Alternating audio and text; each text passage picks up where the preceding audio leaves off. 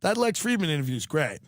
Yeah, I love Lex. Yeah. It's great. It's 6 hours because he takes 6 minutes to ask each question, but I love him. Now you are a comedian. Comedy, I've always felt, is really important. What would you say? I mean, it's just like, you're just trying to I'm I'm just trying to stay in this, but he's great. He's a genius. I can't even believe he's talking to me. And everyone says he's a genius. I don't know if he's a genius. I'm sure he is a genius. What does he do? He's a coder? Yeah, for AI. Yeah. Wait, what? So what does that even mean? So like Does anyone have to ask credentials anymore? Does anybody know if everyone goes, Eric Weinstein's a genius. Does anyone know why? What? Is there anything they've done? No, truly, because all they do is talk. Is there anything they've built? Is there one appliance that they have anything to do with? Have they come up with something even like the Rotato, which peels and slices a potato as you could? Like, is there one thing any of them have done except whack off Elon Musk and talk? I'm literally asking. And I love them all. And I don't, but I do. But whatever. They're funny. But I mean, can I ask? Because I always shit on Gary Vee. And then you got these people that are all geniuses. And we're not and you can't find a thing they do. What is their job? What is any of their jobs? To do research. Into what? Why and who? Where? Where's the what? They all do research all day, but they're all on Clubhouse for 9 hours. What are they researching? They're just talking about trans people. They're all supposedly tech geniuses who's talking about who has a cock. I'm dead serious. I think the non-binary thing's is wacky too. I'm not a fan of women getting beaten up by men in sport, but it's like, these are the best minds of our time, and all they're talking about is if somebody's tucking the D. This is all they talk about. Weinstein and Heather Heyer, they talk about trans people for 9 hours. They just sit in a room with cats running around, and Heather Heyer, I mean, a voice that deep to talk about gender all day. God love you. She's like, the biological realities of the trend. My name is Heather Heyer. My name is Heather Heyer. I'm like, what the fuck's going on? These are all you can't ask if what anyone's done. They're just. I'm not trying to be. They're very. I love secretive. Lex. I bet Lex is smart. Yeah, they are very secretive, right? Comedian Tim Dillon on his show, very widely circulated show, took us to task. And anyway, so just truth in advertising. I have not seen this. I don't know. I know something about what you're going to say, but I have not seen the clip. So he actually took you to task. Oh, no. In particular, Okay. Yes, for that So being a cat lover? deep, lovely voice of yours. Okay. I'm not sure exactly what his problem with it is, but somehow he was impatient with it. Does he wish I would shut up already? He didn't say it in so many words, no, but he rather broadly challenged the IDW for being unable to take a joke. Now, so here's the thing. He says that we're unable to take a joke. What he doesn't do is say it to our fucking faces. All right, that was a joke of mine. Actually, I do want to... Caught you off guard, didn't I? I just don't know what's going on. Yeah, no, I actually think that among the strengths of the people who are typically associated, IDW is not a membership organization. It has, flexible boundaries and all. But I do think if you think of all the people who are named in that cluster, I think maybe one of the few absolutely universal characteristics is that everybody can take a joke, right? Everybody there has a sense of humor about themselves. Except Oh, God. the cats. Yeah, they are. Now, I know that I'm sure that Eric would not say that there are any cats associated with the IDW, but there are many cat owners. And the cats, such as this one, famously unable to take jokes. Don't get it. It goes right over their heads. I don't know that Eric would acknowledge that that the cats are meaningfully associated. That was my point. That's what I said. Oh, right. But yeah. Nonetheless, so there's no, they can take a joke or not take a joke from his perspective, I would imagine. He has only finally worked his way around to accepting dogs into the IDW adjacent sphere. And what a sweet dog. Yeah, lovely dog. Yeah. All right. So I think that's basically it. I would just say, hey, Tim, you want to make jokes about us? Just try us, and we'll see how we do at taking them and returning fire. I look forward to it. Mathematical economics that happened in the Harvard Economics Department, which is a second so-called marginal revolution where we changed the calculus underneath all of economic theory.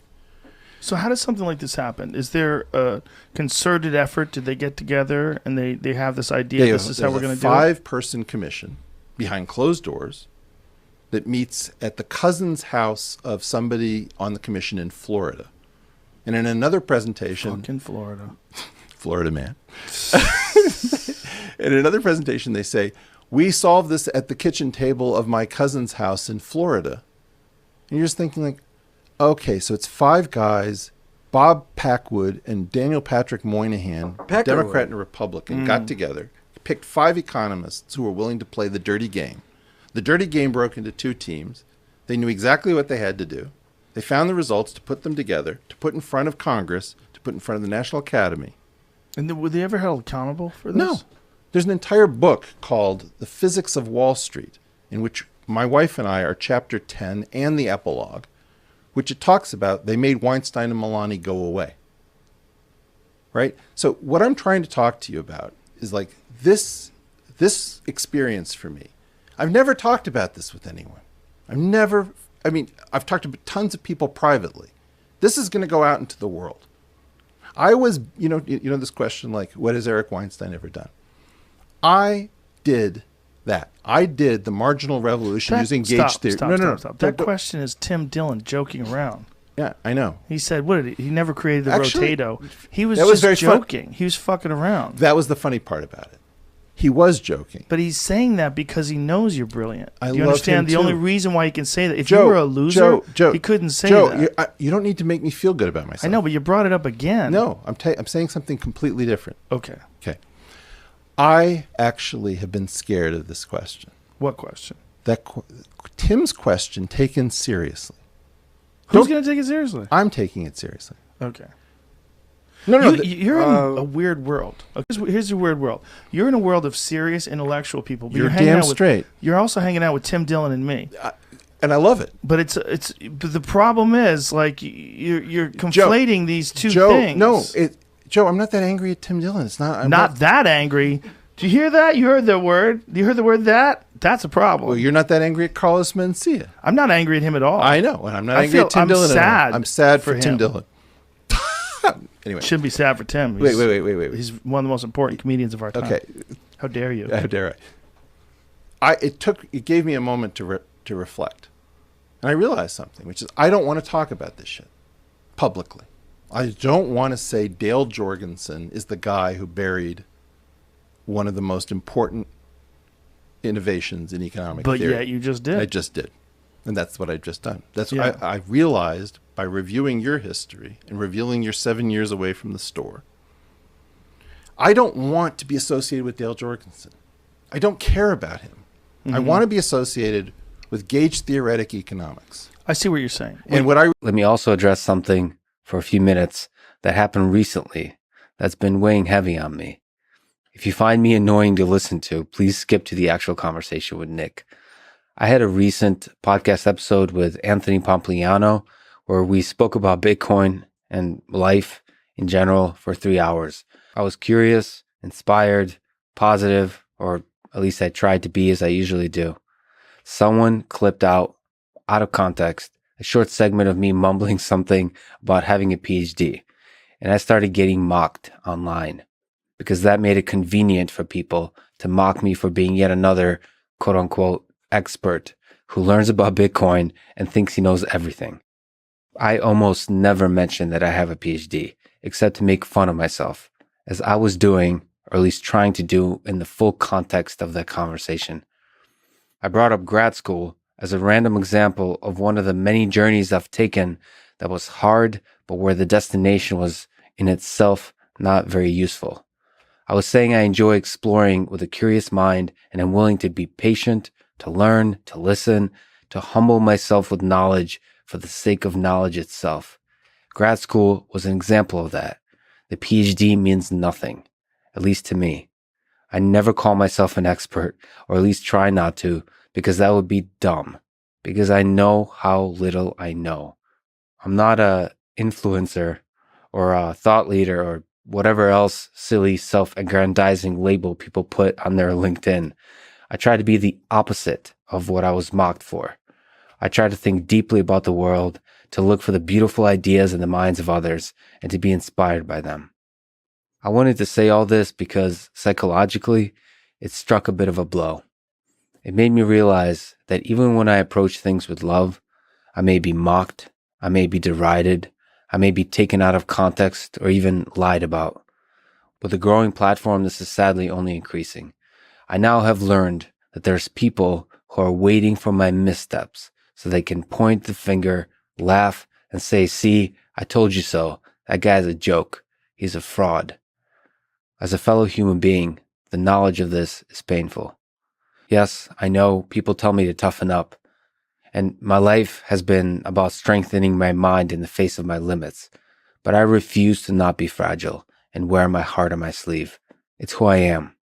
In some sense, this is the immune system of the internet, but let us be careful not to destroy the good ones in the process. You don't need anybody knowing your name like this. This is an embarrassment. It's very predictable. So whoever is advising her, whatever realtor is advising her, that's punk shit. Now, if the FBI comes after you, how fast does this show become the Ben Avery show? Well, no, I just go and join Black Lives Matter. I'll start marching in the streets very quickly. Well, the FBI can't really come after me because there's no real. No, you don't have any real threats coming after you. You got you have a Jewish professor from Greenwood University. Yeah, I got what's his name? Eric Steenberg. Eric Samstein. No, do you know his real name? Yeah, Jerry Nadler. Does he look a little like Jerry Nadler? He's got crazy hair. Yeah. But, I think he loves me. I just don't think he knows. What's Seth Rogen's sidekick? The one who got fat, got skinny, and got fat again? Jonah Hill. Jonah Hill. Yeah, he looks like Jonah Hill's dad. Yeah, he's built like him. He's got a wild mop of hair. He's got a couple of chins. And he's got a lot of theories. Yes. And they're all brilliant from what I've been told. And I respect them all. I just don't have the time to go and read them all. Yeah. But I wish him well. You know what's happened is for a while we got so specialized. Like, you wanted to go see an oncologist, then you'd go to and then now these thinkers are all encompassing. Oh, yeah. Now they're experts in every field from A to Z. Well, this is what I got in trouble for saying, and not really in trouble. A lot of people resonated with a lot of people, but my whole entire point was like, everybody's a guru now, and everybody is an expert in everything, and they're trying to solve every problem that's ever existed. Right. Which is my problem with Bill Gates. Like, I like Bill Gates to the extent that, like, I don't know him and I fear him. And I think his designs are absolutely, they're wild. But, like, he's trying to solve climate change, pandemics. He's from the world of technology. Like, he just wants he wants to solve every problem. And you go, why don't you just chill out? I get a little skeptical when somebody's just trying to solve every single problem that's ever arisen. What are the chances you guys think that he doesn't get pegged in his They're not downtime? high. They're not high. Well, Melinda's a brute. Yeah. I mean, she's pretty, but she's a brute of a woman. Yeah. And a guy like that, a guy who's that powerful, Probably dresses in a diaper to get off. there's no way he's getting off in a normal way. No way. There's things with hookers and stuff behind the scenes that I don't even want to open my mouth about. Like, he doesn't. He's come on. It's like Warren Buffett. I mean, like Warren Buffett's whole act is like I'm just in a small town and I live in a little house and I like Dairy Queen, and it's like, yeah, you're worth $100 billion. You're full of shit. Yeah. I don't know what you're into, but if we knew what it was, we would never stop crying. I know what he's into. There's definitely women that come over in stilettos and stomp on his nutsack. Yeah. Like hard. I mean, there's all kinds of issues with people like that. Also, Medina, Washington, by the way, and you could look this up, Ben. There's a new ordinance there about they don't really want the homeless there, and this is interesting because all of their public proclamations, like on the edge of obscurity, oblivion, the margins of society.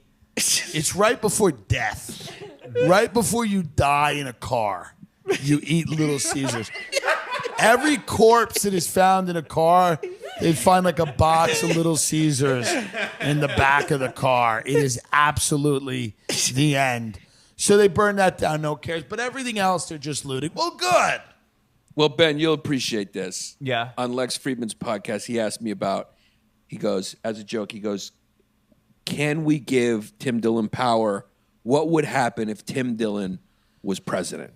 Would political dissidents be in danger? Yeah. I said no. I go, no political dissidents would be in danger. Nobody that disagreed with Tim would be in danger. Who would be in danger is people who serve crap food. He would round them up and put them in programs. That's right. He'd put them in ovens. He'd put them in programs and working camps. Yeah. And so if things were below quality, those are the people that would suffer under a Tim Dillon regime. Servers. Yes. Who didn't do what they should do. They would all have to pay. Yeah, you'd round up some of the lower scale fare. Yeah. And those people you'd send a message to the service industry. Yeah. That the Tim Dillon administration is not fucking going for it. We're not fucking around. No. Yeah. We would torch all the Little Caesars just to send a message. That would Start be my there, crystal yeah. nacht. That would be the night of broken glass. Get all the Little Caesars. You know? What's next after Little Caesars? Panera Breads? What are you torching? It depends. It depends on who does what. When does Lex Friedman come out for you? That's a big podcast. I don't know. I think he's just waiting for the buzz from your episode to die down. How long did you do with him? We did 2.5 hours because we had to meet Joe for barbecue. He's intense. Yeah, he's intense. He's an intense guy. He puts on a black suit, like Men in Black. Yeah, he just sits there. But I really liked him. And off camera, too. He's a very smart guy. I really liked him. He's a very sweet guy. He's also a guy who'll choke you out. I didn't know that. He's a fucking tough guy. Yeah. Who's like wrestled and knows jiu-jitsu. Also, you might choke yourself out if you have to talk to him. So it's either one. Someone you might put the hand over your own throat. You just cut to him and then cut to me in the living room by just hanging by a belt. Yeah. I mean, that guy. He's a very cerebral guy. Yeah. Very smart. Yes. And he's like an autistic child that you adopt and don't know what to do with because he's too smart. Yeah. The funny thing is these guys now, because they've gotten fame, are getting like attention from women. Right. Like, he's like kind of gotten famous off this podcast. And he's had Elon Musk on, Jack. And so he's telling me he's getting hit up by women and stuff. Like, he was an MIT professor. He's probably sniffing his finger and smelling girls' seats. Right. And now he's getting hit up by like legit dime pieces from Persia and whatnot. And what's he going to do? Right. You know what I mean? Like, is this going to derail some great robotics experiment? Because now Joe Rogan's made him famous. He's got to fuck a lot of pussy. Pardon me. I don't know if he seems very, at least from the not to bring up the scorned Clubhouse, but just from there, he seems very like kind and humble. We are going to talk a little bit nice. about. We're going to talk about the death of Clubhouse right now, because this is very interesting. And Ida was on there with me a lot, and I built a little following on there, but it absolutely has tanked. I got bored real quick. Yeah, tanked. It had its run. It's been replaced by grifters and NFTs and scam artists, and there's no interesting rooms anymore. Too, let's be very honest. I think it's suffering from two main problems. Yeah. Number one, in the beginning, I thought the people on it had some type of credibility. And then every time I ask about somebody I met on Clubhouse, I go, yeah, that guy's got some real money, right? People are like, what are you nuts? It's emotionally unstable children pretending to be venture capitalists, where it's like, I'm like, that guy runs a company. They're like, that guy's in a youth hostel. They're like, we don't know what you're talking about. You go, that guy's absolutely... I'm like, yeah, but he has meetings with all these big people. I'm like, they feel bad for the guy. Right. His parents are like, can you please meet with my son? He's been very depressed the last year, and he's on Clubhouse saying that he's a venture capitalist. And I've been taken in by that. I thought that was real. I don't know why I'm so cynical, and yet I thought that was real. And then the other thing about it is it started to get less exclusive, and it just got really woke. Like super woke. Yeah. Which is it's not a good sign, man. No. I mean, I think the mind virus is spreading pretty rapidly. Yeah. It got less fun. I remember it used to be really fun. There was a novelty to it. Obviously, Clubhouse, people that don't know, it's an audio-only chat app. I did a show. I did a stand-up show on there. I did it too. I roasted Eric Weinstein. That worked out well.